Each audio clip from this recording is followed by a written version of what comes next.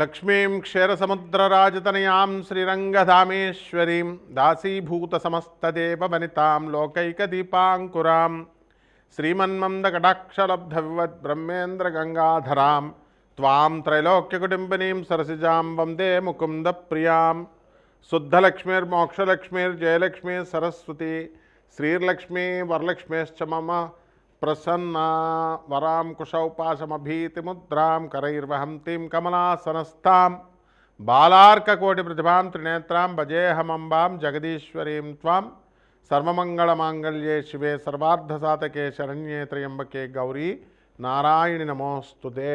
ఓం శ్రీ దుర్గామల్లేశ్వరాభ్యాం నమః. విజయవాడ కనకదుర్గాదేవ్యై నమః. మనకి ఇప్పుడు శుక్రమహాదశ, ప్రతి మనిషి కూడా శుక్రమహాదశ కోసం ఎదురు చూస్తూ ఉంటాడు. శుక్రమహాదశలోనే మనకి అక్రమార్జితమైనటువంటి ధన సంపాదన వస్తుంది అని శాస్త్రం చెప్తోంది.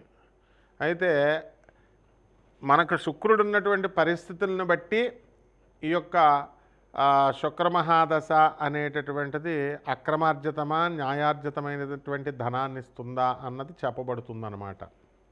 అలాగే ఇప్పుడు ప్రస్తుతము డిసెంబర్ 5, 2025 సంవత్సరం నుంచి ఫిబ్రవరి 1వ తేదీ 2026 సంవత్సరం వరకు కూడా శుక్ర మోఢమే జరుగుతోంది. అంటే మనకి ధనాన్ని ఇచ్చేది, భార్యనిచ్చేది, స్థలాలనిచ్చేది, ఇల్లుల్నిచ్చేది, సుఖ సంతోషాలనిచ్చేటటువంటి ఆ శుక్రుడే బలహీనుడైపోయాడు, అస్తంగత్వగతుడయ్యాడు.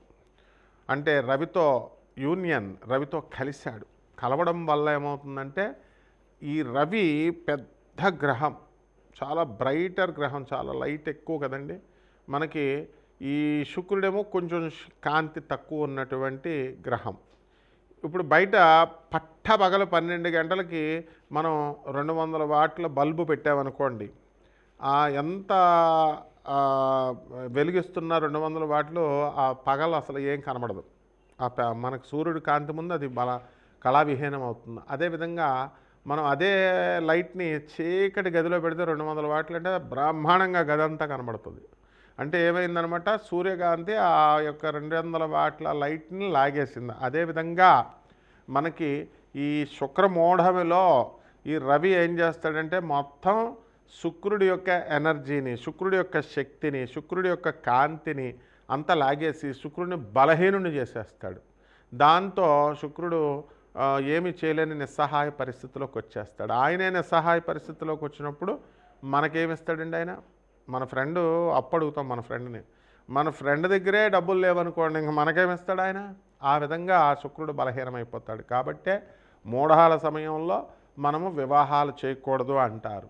ఎందువలనంటే ఆ అమ్మాయికి ఆ అబ్బాయికి చూడగానే పరస్పరం ఆకర్షణ కలగాలి, మ్యూచువల్ అట్రాక్షన్ ఉండాలి, ఒకళ్ళ మీద ఒకళ్ళకి పరస్పర గౌరవభావం ఉండాలి. ఇది వీడు మొగుడు, నాకు నేను రెస్పెక్ట్ ఇవ్వాలి, గౌరవాన్ని ఇవ్వాలని ఉండాలి. అంతేగాని ఏంట్రా అంటే ఏంటి నువ్వు చెప్పేది నాకు అంటే ఆకర్షణ లేనట్టు అనమాట. అలాగే mutual respect, mutual confidence. Phone ఏదన్నా వచ్చి మాట్లాడుకుంటున్నాడు అనుకోండి, పాపం ఎవరు దేంతో మాట్లాడుతున్నావు అని ఆ అమ్మాయి రోజు అడుగుతుంటే, ఎక్కడికైనా ఆఫీస్ నుంచి లేటుగా వచ్చినా, బయటికి వెళ్ళినా ఇవన్నీ కూడా ఎక్కడికి వచ్చావు, దేంతో ఉన్నావు, నువ్వు దేంతో కులుకుతున్నావు, ఇలాంటి ప్రశ్నలు వేస్తే వాడికి జీవితాంతము కూడా నరకమే. కాబట్టి ఇవన్నీ కూడా ఎప్పుడు జరుగుతాయంటే శుక్రబలం లేనప్పుడు భార్యే ఇలా అడుగుతూ ఉంటుంది. ఇంకా వాడికి ఎలా కనబడుతుందంటే భార్యే శత్రువు కింద కనబడుతుంది. పోనీ ఏదో కొన్ని రోజులు అడిగితే ఏదో పోన్లే, బయట వాళ్ళు అయితే కొన్ని రోజులు అడుగుతారు ఏదో అనుకోవచ్చు. ప్రతిరోజు, ప్రతి సంవత్సరము, ప్రతి నెల ఇంకా అలా జీవితాంతం ఎత్తుపొడుపు మాటలతో వీడు భరించలేక విడాకులకు వెళ్ళిపోతారనమాట, భార్య అయినా భర్త అయినా. ఇదే శుక్రుడు వీక్గా ఉంటే. కాబట్టే మనం ఏం చేయాలంటే కక్కుర్తి పడకుండా మనము ఈ యొక్క పెళ్ళిళ్ళు చేసేటప్పుడు ఈ శుక్రమోఢంలో మనం పెళ్ళిళ్ళు చేయొచ్చా, చేయకూడదా, పెళ్లి చూపులకు వెళ్ళొచ్చా, వెళ్ళకూడదా, అసలు జాతకం ఎలా ఉంది, అసలు ఆ పెళ్లి కొడుకు శుక్రగ్రహం ఎలా ఉంది, ఆ యొక్క పెళ్లి కూతురు శుక్రగ్రహం ఎలా ఉంది, ఇవన్నీ కూడా మనం చూసుకోవాలి. ఒక జ్యోతిష పండితుడిని అడగాలి. అది కూడా జ్యోతిష పండితులు మంచి విద్యావంతులై ఉండాలి, గురు పరంపరలో రావాలి. అప్పుడే మనకి కరెక్ట్గా మనకు చెప్పగలుగుతారు. ఇప్పుడు అందువలన ఇప్పుడు యూట్యూబ్లో వచ్చే వాళ్ళంతా కూడా ఎవ్వరు కూడా అంత శాస్త్ర పండితులు లేరు. కాబట్టి ఎట్టి పరిస్థితుల్లో కూడా కమర్షియల్ ప్రతి ఒక్కళ్ళకి తెలిసిందే మీ అందరికీ కూడా. అందువలన మనకి జ్యోతిష్యం అడగాలంటేనే భయపడేటటువంటి విధానంలో మన భక్తులందరూ కూడా ప్రేక్షకులందరూ ఉండడం, ప్రజలు ఉండడం జరుగుతోంది. కాబట్టి మనం మరి ఏం చేస్తారు, మీరు కూడా డబ్బులు ఇవ్వరు కదమ్మా. ఊరికనే జ్యోతిష్యం ఒకటి, తర్వాత ఈ యొక్క సంగీతం ఒకటి, ఇవన్నీ కళలన్నీ ఫ్రీగా చెప్పాలని అనుకుంటారు. అసలు గురువుగారి దగ్గర ఫ్రీగా చెప్పించుకోకూడదు, పంతులు గారి దగ్గర ఫ్రీగా చెప్పించుకోకూడదు అనే విషయం మర్చిపోయారు. కాబట్టి వీటి వల్ల శాస్త్రానికి చెడ్డ పేరు. అందువలన ఇది కూడా శుక్రదోషమే. అంటే గురువు పట్ల నమ్మకం విపరీతంగా ఉండాలి. అందువల్లనే మోడర్న్ సైన్స్ని, నాసా లైవ్ రిపోర్ట్స్ని బట్టి మనం చూసి జాతకాలు చెప్తాము. అలాగే ప్రాచీన జ్యోతిష శాస్త్ర మా గురుదేవుల యొక్క పరంపర నుంచి మధురకృష్ణమూర్తి శాస్త్రి గారు, మా గురువు గారులందరూ కూడా, మరి సూర్యశ్రీ సిద్ధాంతి గారు పాలకొల్లు, అలాగే మనకి సుసర్ల దుర్గాప్రసాద్ గారు రాజమండ్రి, ఇలా మంచి గురువులు ఉండేవారు. చల్లా రామగణపతి శాస్త్రి గారు రాజమండ్రి, చల్లా గణపతి శాస్త్రి గారు అన్నదమ్ములు ఇద్దరు కూడా రాజమండ్రి. వీళ్ళంతా కూడా, ఒక సూర్యశ్రీ సిద్ధాంతి గారు మాత్రం పాలకొల్లు. ఇలా రేలంగి గారు, నేమాని గారు, వీళ్ళంతా మహానుభావులు ఉండేవారు. పెద్ద తరం అదంతా వెళ్ళిపోయింది. ఇప్పుడు ఆ పరంపరలో మనకి మోహన్ పబ్లికేషన్స్కి వచ్చి వీళ్ళంతా కూడా పుస్తకాలు కొనడం, వెళ్ళడం, గొల్లపూడికి, రాజమండ్రిలో మాకు ఆ యొక్క సాహచర్యం దొరికింది. దానివల్లే లాస్ట్ 10 years మా మధురకృష్ణ శాస్త్రి గారు ఎంత జ్యోతిష దిగ్గజం అంటే, శకుంతలాదేవి కూడా లాస్ట్ 10 years ఆమె ఇండియన్ ఆస్ట్రాలజికల్ సొసైటీకి ప్రెసిడెంట్గా మా మధురకృష్ణ గురువు గారు ఉన్నప్పుడు ఇండియన్ ఆస్ట్రాలజికల్ సొసైటీ ప్రెసిడెంట్గా ఆ శకుంతలాదేవి గారు కూడా వచ్చేవారు. ఆంధ్ర యూనివర్సిటీకి వెళ్తూ రాజమండ్రి ఉమారామలింగ కళ్యాణ మండపంలో మేము జ్యోతిష సదస్సులు నిర్వహించేవాళ్ళం. మరి అలాగే బెంగళూరు వెంకటరామన్ గారు, ఇటువంటి లెజెండ్స్ అనమాట వీళ్ళంతా జ్యోతిష శాస్త్రంలో. వాళ్ళు వచ్చి చెప్పేవారు. కాబట్టి మేమంతా చిన్నతనం నుంచి మా గురువుగారి దయ వల్ల వీళ్ళందరికీ కూడా మేము థీసిస్ సబ్మిట్ చేస్తూ సేవలు చేసుకునే మహద్భాగ్యాన్ని మా గురుదేవులైనటువంటి మధురకృష్ణమూర్తి శాస్త్రి గారు మాకు కల్పించారు. కాబట్టి వారి యొక్క మా మధురకృష్ణమూర్తి శాస్త్రి గారు ఎవరండి, ఆ తరం వాళ్ళు ఎవరు కూడా కమర్షియల్గా ఉండేవారు కాదు. కాబట్టి మనం అదే పరంపరను కొనసాగించాలి. కాబట్టి నాన్ కమర్షియల్ ఆస్పెక్ట్తో మనం జ్యోతిష్యంలో ఎవరికైతే కావాలనుకుంటున్నారో సందేహాలు, అటువంటి వాళ్ళందరూ కూడా వాళ్ళ యొక్క పూర్తి జాతకాన్ని మన ద్వారా తెలుసుకోవచ్చు. అంటే కంప్లీట్గా వాళ్ళ డేట్ ఆఫ్ బర్త్ అవి ఇవ్వాలి, ఇచ్చి వాట్సాప్ చేయండి. నాకు ఫోన్ చేస్తే మేము బయట ఉంటాము, ఎత్తలేము.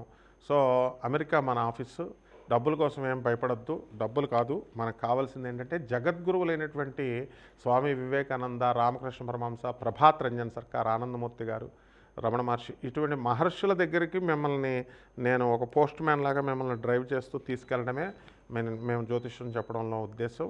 కాబట్టి నేను ఒక ప్రొఫెసర్గా మరి ఈ యొక్క ఆనంద మార్గాకి ఆశ్రమానికి 200 దేశాల్లో మా యొక్క బ్రాంచీలు ఉన్నాయి. 300 బ్రాంచీలు ఇండియాలో ఉన్నాయి. అనాథ పిల్లల్ని మేము పోషిస్తాము. అలాగే స్కూల్లో చాలా తక్కువ ఖర్చుతో మేము మా స్వామీజీలందరూ కూడా 10,000 మంది స్వామీజీలు అందరూ కూడా చూసుకోండి.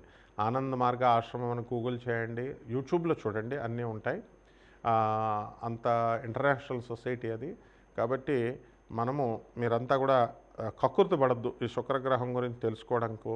ఆ శుక్రగ్రహం యొక్క ఫలితాల గురించి, మీకు ఇచ్చేటటువంటి ప్రతికూల ఫలితాల, ఇవన్నీ కూడా మనం తెలుసుకుందాం. కాబట్టి మన ఛానల్కి చక్కగా సబ్స్క్రైబ్ చేయండి, లైక్ చేసుకోండి. మరి చక్కగా మీరందరూ కూడా మరి మౌర్య, మరి దత్తు, ఇలాగా మా వేణు, వీళ్ళంతా కూడా ఏదో వాళ్ళ తోచిన రీతిలో మీకు సేవలు చేస్తున్నారు. కాబట్టి ఉపయోగించుకోండి. మిగతా జ్యోతిష్కుల సంగతి నాకు తెలియదు, కానీ మనమైతే నాన్ కమర్షియల్ కాబట్టి జాగ్రత్తగా చూసుకోండి. ఇక శుక్రగ్రహం ఏ విధంగా 12 రాశుల వారికి, ఈ ద్వాదశ రాశుల వారికి అందరికీ కూడా ఏ రాశుల వారికి ఎలా చేస్తుంది అన్నది విడివిడిగా మనం ఒక్కొక్క రాశిని మనం చూసి తెలుసుకుందాం. మకర రాశి. ఈ మకర రాశి వారికి అందరికీ కూడా మనకి ఈ యొక్క అష్టమంలో ఉన్నటువంటి కేతుగ్రహ ప్రభావం వలన మనకి ఆత్మహత్య చేసుకోవాలని పదే పదే అనిపిస్తూ ఉంటుంది కొంతమందికి. అండ్ ఆత్మహత్య సదృశమైనటువంటి సమస్యలు రావడానికి అవకాశాలు అధికంగా కనబడుతున్నాయి. కాబట్టి రాశి వారికి అందరికీ కూడా మనకి ఉద్యోగాల్లో ప్రమోషన్స్ రావడానికి అవకాశాలు ఉన్నాయి. చాలామందికి భార్యాభర్తలు వేరే వేరే గవర్నమెంట్ ఉద్యోగాల్లో వేరే వేరే చోట్ల ఉద్యోగాలు చేస్తున్నటువంటి వాళ్ళందరికీ కూడా ట్రాన్స్ఫర్లు వచ్చినాయి. ఇక రానటువంటి వాళ్ళు ఎవరైతే ఉన్నారో అటువంటి వాళ్ళందరికీ కూడా ట్రాన్స్ఫర్స్ అనేటటువంటివి రావడానికి అవకాశాలు ఉన్నాయి. కాబట్టి మకర రాశి వారు చక్కగా దేవత ఆరాధన వీటి మీద ఎక్కువగా శ్రద్ధ చూపించడం అనేటటువంటిది జరుగుతాయి. మంత్రతంత్ర శాస్త్రాల మీద ఇంట్రెస్ట్ అనేటటువంటిది పెరుగుతాయి. అయితే భార్యాభర్తల మధ్య కొట్లాటలు అనేటటువంటివి ఎక్కువగా జరుగుతున్నాయి. కాబట్టి విడాకుల వరకు కూడా పరిస్థితులు ముందుకు వెళ్తూ ఉన్నాయి. కాబట్టి ఈ రాశి వారికి అందరికీ కూడా వివాహాలు చక్కగా సకాలంలో చేయాలని ప్రయత్నించడం పెద్దలు ఇవన్నీ కూడా జరుగుతూ ఉంటాయి. అయితే శుక్రమూఢం ఉంది. ఇప్పుడు ఈ శుక్రమూఢం ఉన్నటువంటి కారణంగా మనకేమవుతాయంటే మనం కోరుకున్నటువంటి రిజల్ట్స్ ఇప్పుడు రావండి. ఫిబ్రవరి 1వ తేదీ 2026 సంవత్సరం వరకు కూడా ఎట్టి పరిస్థితుల్లో మనకి రావు. తర్వాత మనకి అత్యధికమైనటువంటి ఫలితాలు శుక్ర మహాదశ కనుక మీకు తటస్థించినట్లయితే మీ జాతకంలో వ్యక్తిగత జాతకంలో తెలుసుకోవాలి. అటువంటి దాని ద్వారా మీరు మనకు కనుక వచ్చినట్లయితే బ్రహ్మాండంగా మీరు ముందుకు వెళ్ళడం అనేటటువంటిది జరుగుతుంది. అయితే ఈ రాశి వారందరూ కూడా ఆల్రెడీ ఇల్లు కట్టేశారు, స్థలాలు కొనేశారు. ఇక ఎవరైతే మిగిలిపోయినటువంటి బ్యాచ్ ఉంటుందో అటువంటి వాళ్ళు డబ్బులు దాచుకున్నటువంటి వాళ్ళు, డబ్బులు దాచుకోకుండా ఇప్పుడు నేను ఇల్లు కట్టేయాలంటే ఎక్కడి నుంచి వస్తాయి డబ్బులు, అటువంటి వాళ్ళు ఇల్లు కట్టేయడం అనేటటువంటివి జరుగుతాయి. సినీ సంగీత సాహిత్య రంగాలలో ఉన్నటువంటి వాళ్ళు ఎవరైతే ఉన్నారో అటువంటి వాళ్ళందరికీ కూడా ప్రమోషన్స్, తర్వాత ఇవి సినిమాలన్నీ కూడా ప్రమోషన్స్లో మంచి లాభాలు రావడం, సినిమాల్లో ఇక్కడ కలెక్షన్ రావడం ఇవన్నీ ఉంటాయి. సినీ నిర్మాతలంతా బాగుపడ్డవన్నీ జరుగుతాయి. ఈ కొత్త సంవత్సరంలో రాజకీయ రంగంలో ఉన్నటువంటి వాళ్ళకు కూడా కొత్త పోస్టులు వస్తాయి. కొత్త పార్టీలో మనకి ఉన్నతమైనటువంటి పోస్టులు రావడము ఇలాంటివన్నీ కూడా జరుగుతాయి అన్నమాట. అందువలన మనం తీసుకున్నప్పుడు విద్యార్థులు ఇప్పుడు షష్ఠ స్థితిగతుడైనటువంటి గురుగ్రహ ప్రభావం వలన మనకి జూన్ 2, 2026 సంవత్సరం వరకు కూడా యావరేజ్గా చదువు అనేటటువంటిది ఉంటుంది.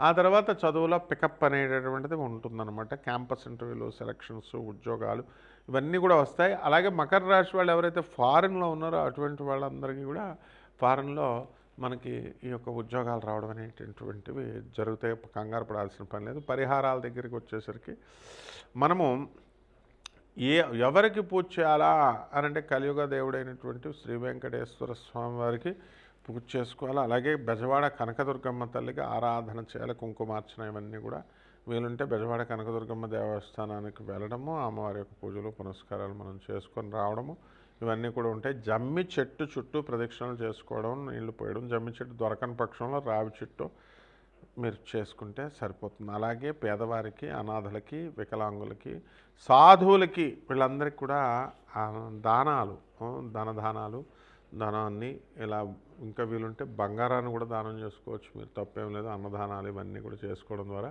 బ్రహ్మాండంగా ఉంటుంది. మీకు ఈ సంవత్సరం అంతా కూడా శుభమస్తు.